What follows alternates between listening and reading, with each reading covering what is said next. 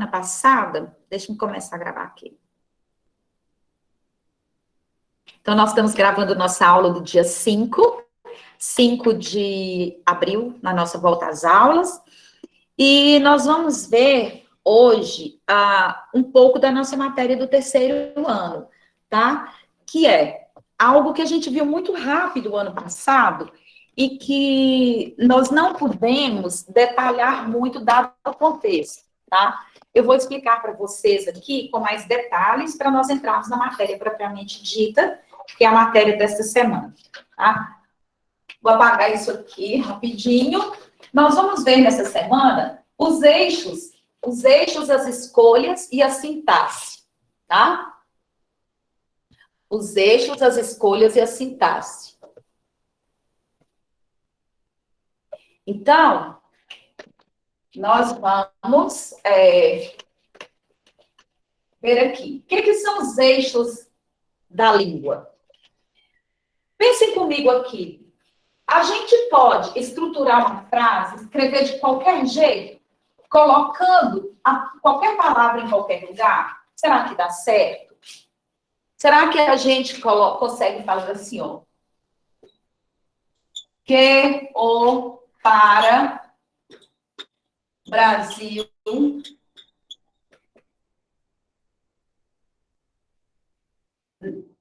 crescer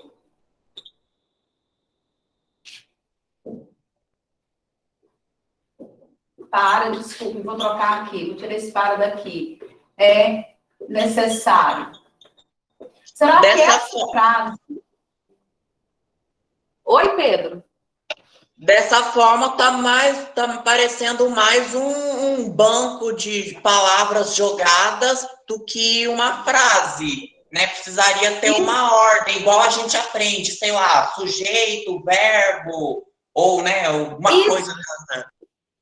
Exatamente, perfeito, Pedro. Olha, não dá para a gente escrever no português de qualquer ordem. A gente tem muita ordem de colocar as palavras, mas não pode ser qualquer ordem. Então, veja só, isso de ordenar as palavras uma depois das outras, seguindo determinadas regras, vocês conseguem ver o vermelhinho aí, gente? Determinadas regras, vou puxar a câmera mais para cá um pouquinho, note. Então, obedecendo algumas regras, nesse eixo aqui horizontal, vocês vão ver lá no material nosso, nos vídeos, tá? Horizontal é chamado eixo das combinações. Olha o nome já fala tudo. É o jeito, Pedro, é o jeito, Bruno, Andressa, que nós podemos, Mariana, que nós podemos combinar, e todos vocês que estão aí, se eu fosse citar nome, acabo, né, cometendo deslizes. Então, nós temos aqui o eixo das combinações, são as combinações possíveis. Não dá para fazer qualquer combinação. Podemos combinar de vários jeitos. Agora, vocês já observaram que Pedro, quando foi falar, que ele falava ordem, pensava outra palavra para colocar no lugar? Ou, vou dizer diferente. Já observaram que, quando vamos falar alguma coisa ou escrever, a gente fica até procurando uma palavra, mas essa palavra não tá boa, vou usar aquela, principalmente na redação escrita, não é? A gente começa a escolher. Então, nós temos aqui, ó, o eixo das escolhas, que é esse daqui, ó, das escolhas. Ô, professora, qual que é a melhor regra para escrever uma frase certa, uma frase proporcional? Boa pergunta, Mariana. A melhor forma é você... Olha, não tem a melhor, tem a mais adequada, mas preste atenção, Mari. A forma mais usual na escrita é a gente colocar o sujeito, depois o verbo, depois os complementos. Essa é a forma mais estrutural e que é mais fácil de entender. Quando a gente mistura muito, coloca o sujeito lá para trás, o verbo cá para frente, põe coisa no meio, a frase fica difícil de entender. E vocês me fizeram essa pergunta... também, professora? Para uma redação precisa dessa forma usual? É interessante que você faça períodos, frases, orações, Mari, da forma mais clara possível para o seu leitor. Não precisa ser óbvia, não precisa ser uma coisa muito, como eu vou dizer para vocês, primária, mas tem que ser clara. Pode ser elegante, sabe? Você pode fazer uma escolha elegante. Entendi. Professora, obrigada. Então, mas nós vamos falar isso. Você me deu ideia de eu trabalhar com vocês trechos de um texto que eu costumava trabalhar, eu e a Elisângela, com texto emparedados. Eu vou recuperar esse texto e vou mostrar para vocês duas combinações que eu fiz. Tem o texto emparedados, que é a gramática toda, a frase, Mariana, fica toda trocada assim, Mari, olha. E aí a gente, para entender o texto, fica muito difícil. E tem outro texto que as frases estão embaralhadas, que tem uma intencionalidade. Eu vou colocar esse material para vocês na semana agora, tá? Pode deixar. Sim, entendi, professora. Certinho. E aí vocês vão perceber como que o jeito de combinar passa pela escolha. Eu vou escolher o jeito de combinar. Mas essas combinações podem facilitar a leitura, como podem dificultar o entendimento. Depende do jeito que a gente escreve, para quem a gente escreve. No vestibular, a gente precisa demonstrar que sabe escrever bem, com clareza. Não precisa complicar. Nem deve, porque imagina aquela banca cheia de redação para ler e a gente ficar complicando. Não dá, né? Então, o eixo das combinações é o eixo das regras de escrita, que é a pergunta de Mariana. Qual que é a melhor forma de escrever? Né? A forma mais clara. Normalmente, primeiro o sujeito, depois o verbo, tá?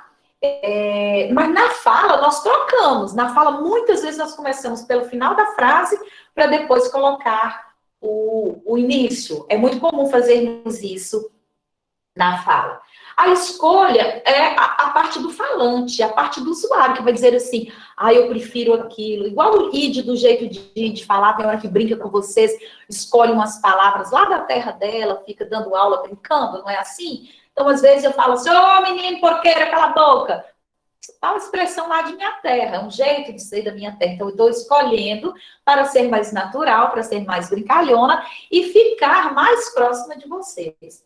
Então, a gente escolhe aquilo que pode nas combinações. O que nós vamos fazer? Nós vamos trabalhar nas aulas de conhecimento linguístico, como a de hoje, as combinações do português. Mas essas combinações, que é o eixo da sintaxe, tá? Não ficarão restritos à análise sintática, não. Não sei se vocês já assistiram ao vídeo que eu coloquei lá, mas eu não me interesso aqui para vocês classificarem sujeito, complemento, tipo de predicado, tipo de adjunto. Não interessa que vocês decorem isso. Não é funcional isso. Eu quero que vocês entendam o que é uma frase bem formada e o que é uma frase que precisa ser melhorada. Sobretudo numa escolha. Para vocês fazerem boas escolhas boas escolhas para a redação de vocês. Então, nós vamos pensar o seguinte, as aulas de conhecimento linguístico são um suporte para nós fazermos boas redações. E as aulas do terceiro ano serão extremamente voltadas para a redação do Enem. Do Enem. Pronto. Não vou prometer para vocês outra coisa. Vou prometer Enem. E aí, depois de trabalhar do Enem, a gente dominando as coisas do Enem, a gente pode ir para outro. Podemos fazer um FIC com VEST, né, que é da Unicamp, da FUVEST, da USP. Não tem problema, mas no primeiro momento, em sala de aula, a nossa prioridade é o Enem. Tá certo? Alguma dúvida? Querem fazer alguma pergunta? Abra o microfone e falem, por favor.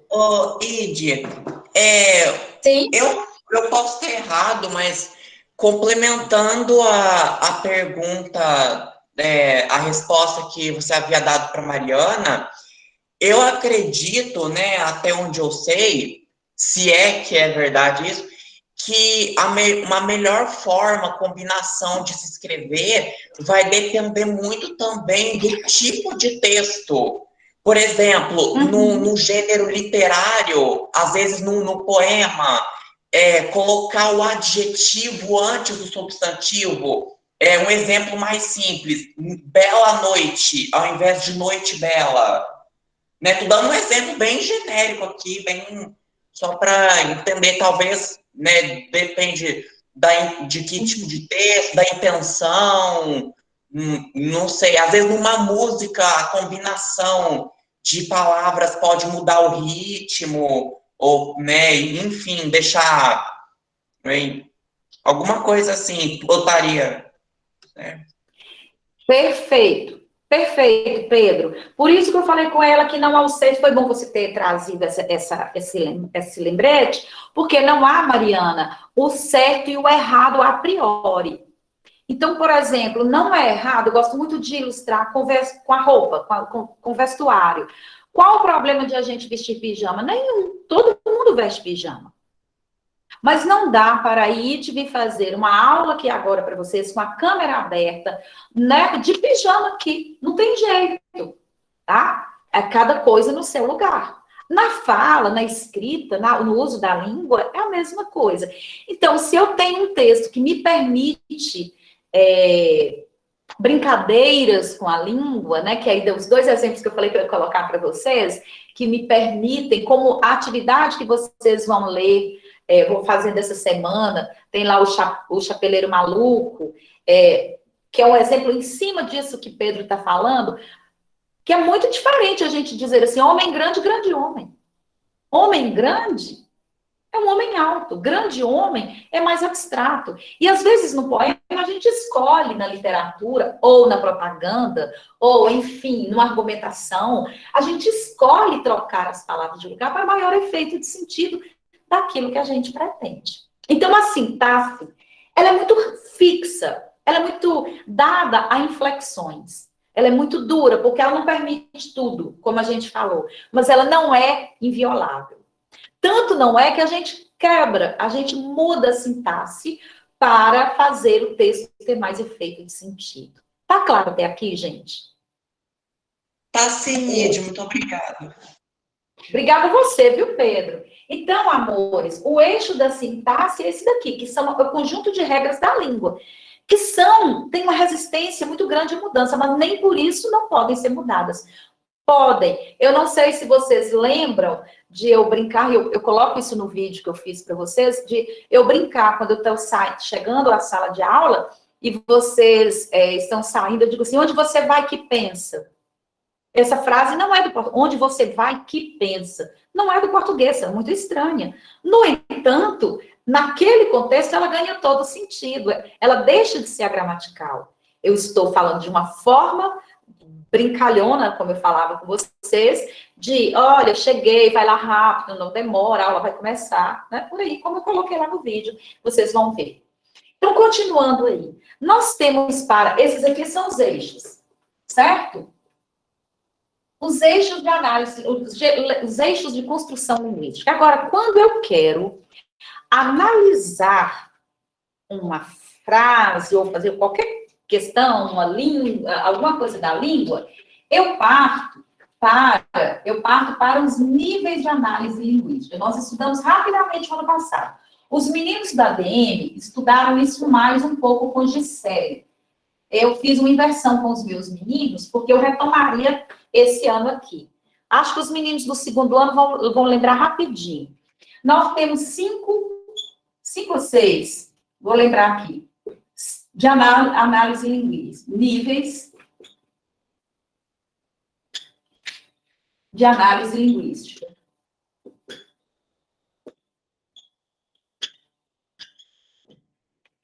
Fonológico, morfológico. Quem lembra o outro? Sintático. Isso, qual o último? Pragmático. Isso, Pedro, isso mesmo. O pior que eu chutei é que eu lembro de ter visto uma palavra mais ou menos assim, acabei falando. Tá vendo? Então, vamos lá. O que é o fonológico? Fonológico mexe com os fonemas, os sons e as... Eu vou falar assim para ficar mais fácil para vocês. Os sons e as letras. Outro dia, nós trabalhamos muito, gente. Trabalhamos muito duro para começar essa semana. E tinha muita reunião, foi um cansaço tão grande. E eu falei com a Elisângela assim, pelo amor de Deus, Elisângela, de docente, se a gente não parar, a gente vai perder o ser. Então, olha o que eu fiz. Docente sem ser. Docente doente. Eu fiz um trocadilho. Então, uma piadinha ridícula, ridícula. De um cara no avião, com a sopa servida, né? O alimento a bordo, o serviço de bordo, foi feito 3 mosquitinhos voando, 3 mosquinhas voando, assim. E aí ele diz assim, belo serviço de bordo, só para mim são 3 aeromoscas. Aeromoscas. Com trocadilho de aeromoça. E aí ele estava fazendo, sendo irônico, quando ele fala belo serviço de bordo. Com 3 moscas, aeromoscas, quer dizer que estava uma porcaria aquele atendimento. Então, quando mexe na estrutura da palavra, ganhando ou perdendo um fonema, fazendo outra palavra, dando outro sentido. E o que é o fonológico? É aquele que a gente mexe com a classe da palavra, com o gênero da palavra, tá? De testemunha, ficou só o testemunho. Então, trocou o gênero e mudou o sentido. E, às vezes, a gente faz esses trocadilhos, né? E o que é o semântico? O semântico é o sentido. Por exemplo, quando a gente muda o sentido de uma palavra, de uma expressão. Ide, você pode repetir para mim, por favor, o morfológico de novo, que travou? Quem está falando? Omi. Aomi. Não me? Omi. Omi, sim, Omi. Sim, lembrei, gata. Então tá. O morfológico é o nível da classe das palavras. Quando a gente, numa construção, troca o gênero ou troca a classe da palavra, a gente está, para fazer algum outro sentido, a gente está atuando no nível morfológico, tá? E Vitória disse assim, a sintaxe estuda a ordem das palavras? Sim, a sintaxe cuida exatamente da ordem das palavras, perfeito. O semântico é o sentido. Então, eu digo assim, nossa, meu gato hoje está irresistível. Ide. Que gato? Esse gato pode ser meu esposo, pode ser meu animal de estimação. Ide. Né? Ou pode ser qualquer outra. Sim. É o Elias, do ADM. Sim, Elias. Tudo bom, amor? Tudo ótimo com você. Você pode explicar, por favor, para mim, o fonológico, só para mim escrever, de uma forma que eu consiga escrever? Posso. Peraí, deixa-me formular uma ideia, formular uma frase para você. Fonológico. O nível fonológico diz respeito aos fonemas da língua. Tá vendo? Eu tô falando de jeito bonito, hein? Eu estou escolhendo, estou no eixo das escolhas de como falar para ficar acessível para você. Então, vamos lá. Das palavras. Ponto. Toda vez que o usuário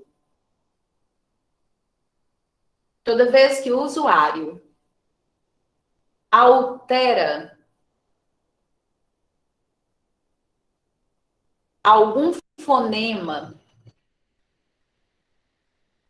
criando nova palavra, altera algum fonema, vírgula, criando nova palavra, vírgula,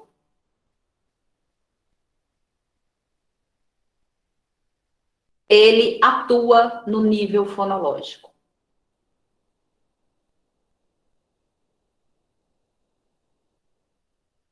Certo? Certinho, muito obrigado. Então, nós temos, para simplificar, Padre Antônio Vieira, nos sermões lá que vocês estudaram no Barroco, Padre Antônio Vieira, quando falava assim, para falar de furto, lembremos da Sagrada Escritura, quando nos fala do fruto, sendo Adão,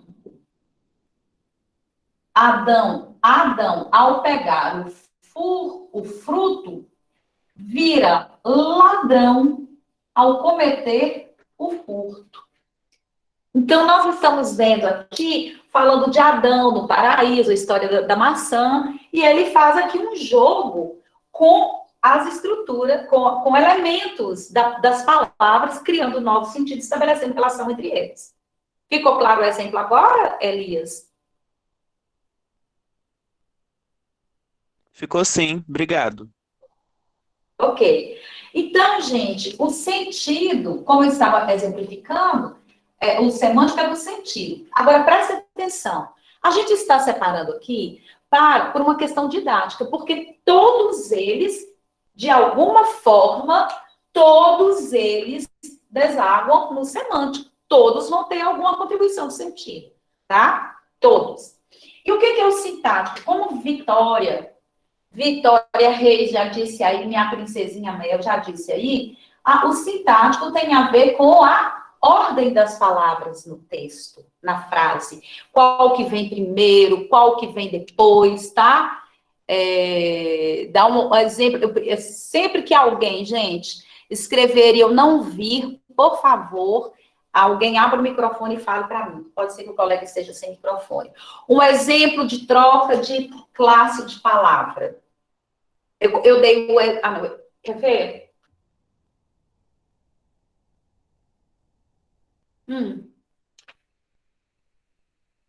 O cavalo ainda não foi domado. O cavalo ainda não foi domado. Meu irmão é um cavalo. Então, vejam que cavalo, no primeiro momento, é um substantivo. Lá na segunda frase, ele é um adjetivo. E aí a gente, às vezes, brinca fazendo uma ambiguidade. O cavalo do meu irmão ainda não foi domado. E aí tem duplo sentido, né? A gente não sabe se é o cavalo animal ou se o irmão cavalo, né? Tudo bem? Ficou claro agora? Ótimo. Então, e o que é o pragmático? O pragmático é exatamente o contexto, a ambiência em que ocorre o uso da frase. Então, se eu dissesse, se a gente está tendo aula aqui, aí meu irmão aparece, vem com qualquer grosseria, fala um monte de coisa e sai, não sei o que vai acontecer?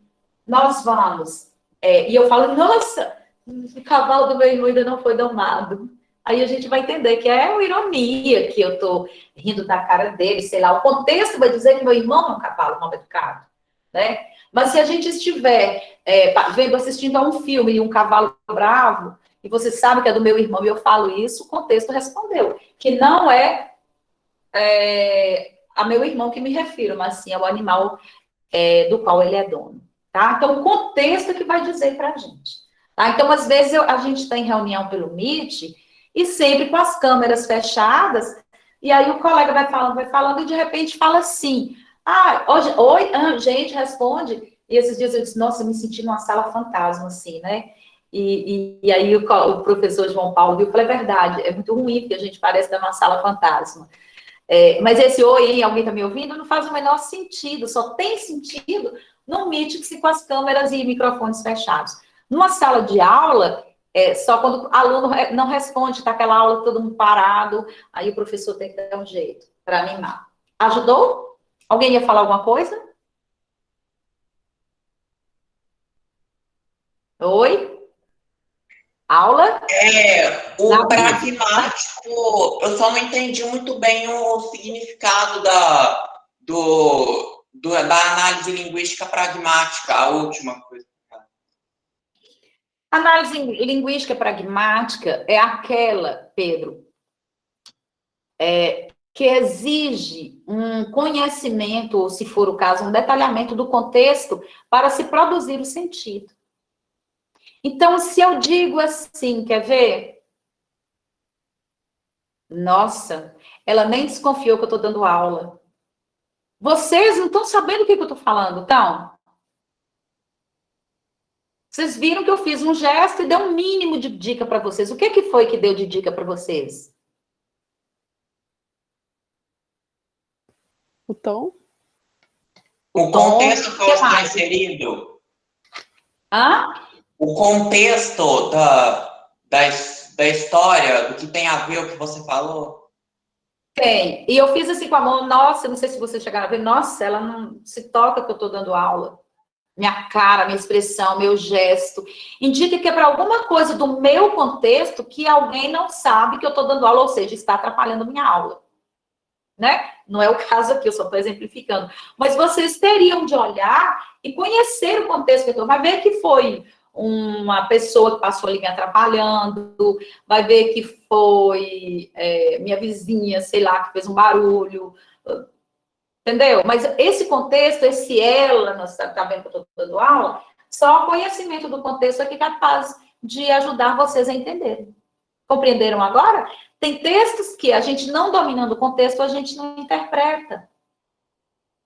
Tem texto que a gente precisa conhecer o contexto para interpretar. Tá claro isso agora?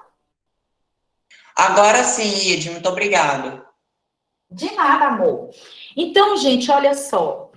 Voltando duas coisinhas aqui que eu me esqueci de dizer para vocês lá na introdução, porque eu estava um pouco agoniada querendo gravar a aula para deixar lá para vocês, que é o seguinte. Não sei se vocês observaram, eu deixei um tempo grande de aula. Em vez de colocar 1 hora, meia hora, 50 minutos, eu reservei 2 horas de aula, 2 aulas na segunda-feira.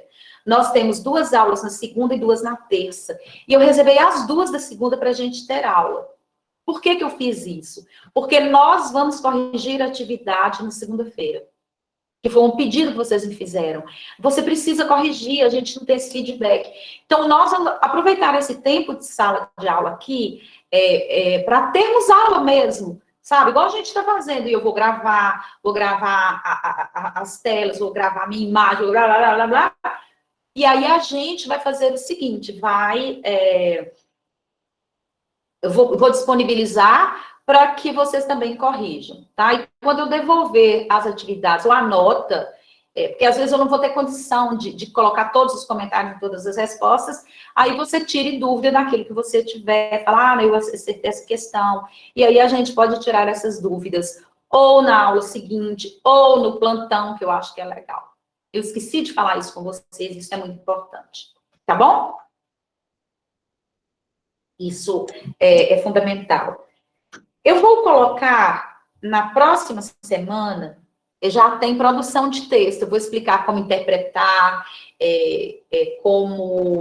na próxima semana que eu falo do próximo bloco, como entender uma proposta, como analisar, quando vocês começamos aqui, tinha um material que eu tinha acabado de gravar um vídeo sobre alguns detalhes da frase temática proposta, e eu também vou colocar alguma coisa para vocês que se chama anacoluto. Anacoluto é um jeito, tem muito a ver com a pergunta de Mariana e com a fala de Pedro.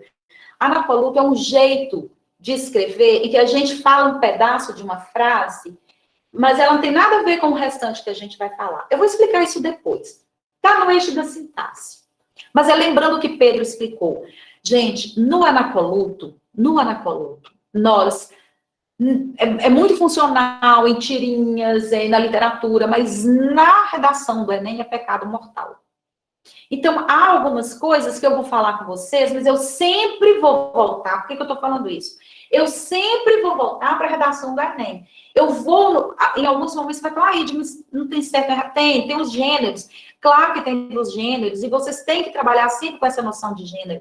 Mas eu, para prepará-los para o Enem, vou o tempo todo puxar para o português padrão na versão culta da língua própria para o Enem. Podemos combinar assim? Sim. Ok. Acho que é legal a gente combinar, até para que eu vá puxando. Outra coisa, nós temos esse ano um desafio enorme, e eu sei que vocês vão dar conta. Nós temos um desafio de fazer redação. Por quê? Porque eu, na sala de aula... quem já teve aula comigo, ou que já soube, eu dou uma proposta, eu sento e os meninos vão vindo à minha mesa, eu vou corrigindo, vou ajudando, é atendimento individual. Por isso que eu fiz mais tempo aqui. Eu vou pegar vocês aqui, vou pedir que formulem frases, vocês vão colocar no chat, é preciso que vocês façam isso. Aí eu vou formular junto aqui, sabe? Quando você tiver dúvida, você vai precisar me perguntar. Porque, diferentemente, quando é na sala de aula que eu posso te atender mais reservado, aqui não tem jeito. Eu não vou conseguir atender, nós estamos aqui em 83, imagina eu atender, na hora da aula, 83 alunos. não vou dar conta.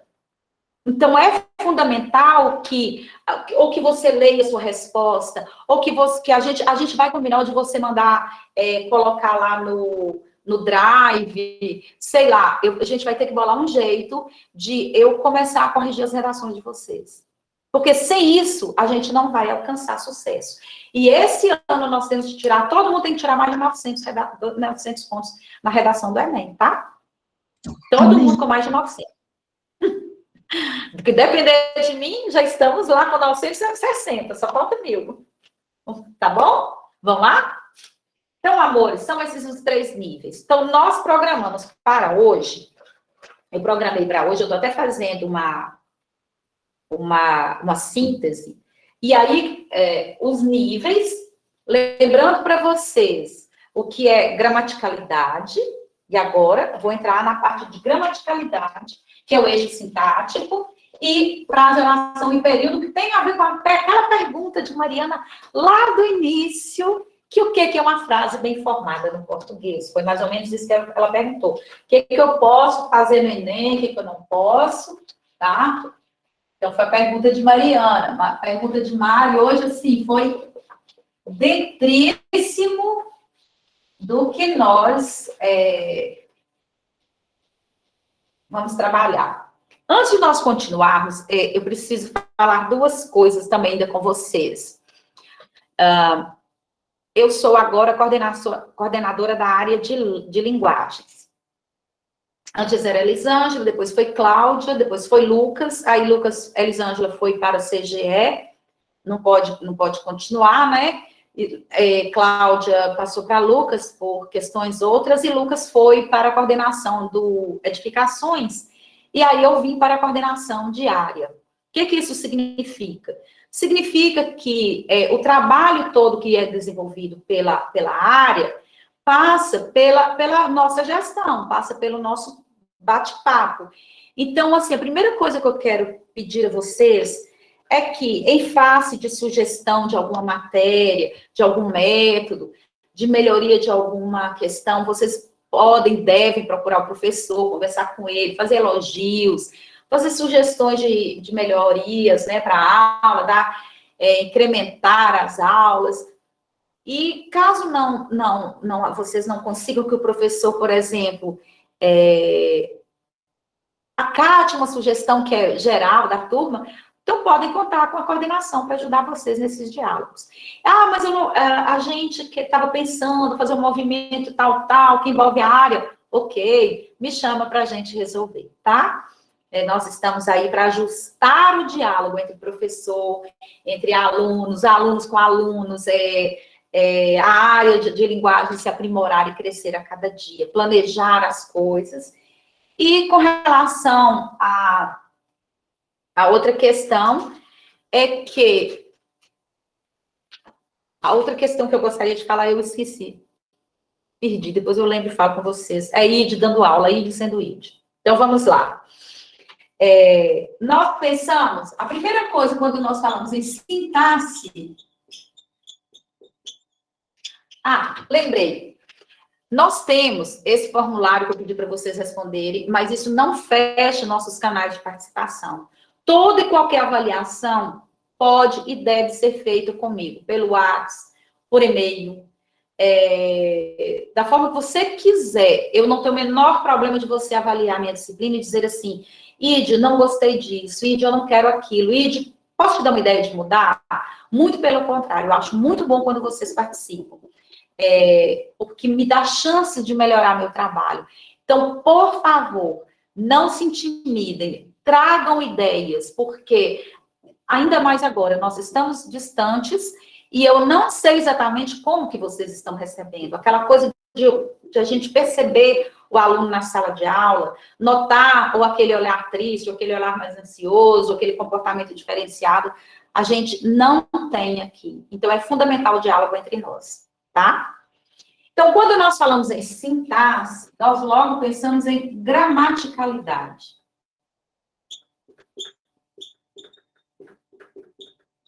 E o que é gramaticalidade? Tem a ver com a ordem mesmo das palavras na frase. na frase, certo? Essa aqui que é a gramaticalidade. Então, dentro do português, para o português, não é qualquer construção que pode ser. Já falamos isso. Ok.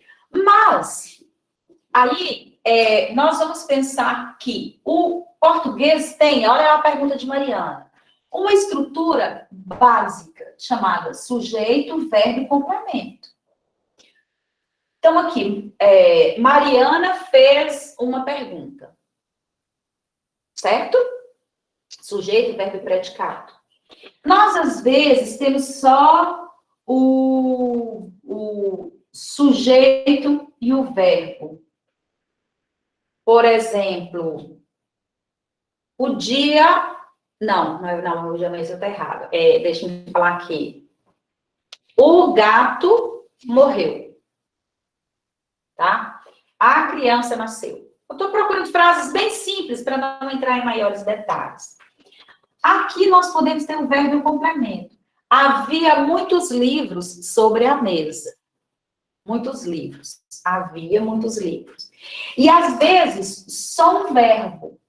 Corra, fuja. Tá? E às vezes nós só temos um nome. Tá? São chamadas orações, as frases nominais.